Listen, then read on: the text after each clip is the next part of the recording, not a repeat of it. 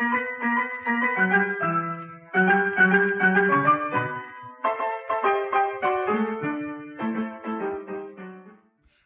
and welcome back to the small corner of a foreign field. I'm Paul Bavill from the Foreign Field Living History Group, and our small corner of the foreign field is back in Wiltshire at the site of the glorious Chalk Valley History Festival. Welcome back to our short series where we're going to go through a few of the things that we would have shown people at festivals across the 2020 season.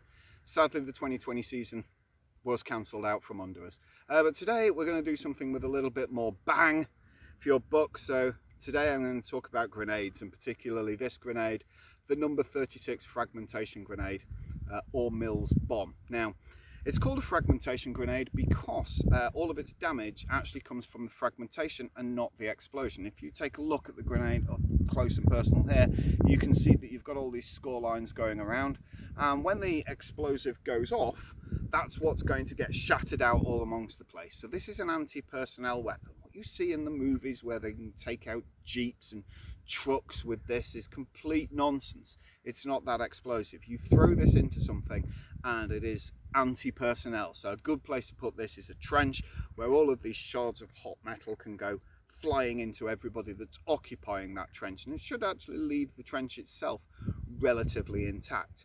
How you operate it is simplicity itself. You pull the pin out of the grenade, and then, as we all know, when you pull the pin out of a grenade, nothing happens, because all the pin is doing is holding this lever or grenade spoon in its place. Now, in order to operate this, then once I let go of this, I throw this and let go of the spoon. Spoon flips off like so. I've now got between 3 and 5 seconds to get rid of this. Now, you bowl it like you would bowl a cricket ball, and all soldiers are trained with their national sport in mind. So if you look at the different ways people throw grenades, the British Army, they throw the grenade like they're bowling a cricket ball. The American Army, they throw a grenade like they're pitching a baseball. And the Germans and the stick grenade, because the German national sport is axe throwing. We would throw ours like you bowl a cricket ball. Now, a good bowler can get this about 30 yards. The trouble with this is it's got a 50-yard blast radius. Do the maths. There is no way that you can throw this and get out of the blast radius in time. We've tried it. So the only way that you can use this safely is if you can throw it into something where there is something between you and where it's going to go off.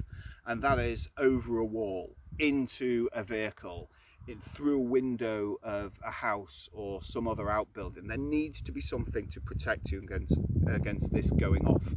And that is why you should never really use it in open fields such as this one.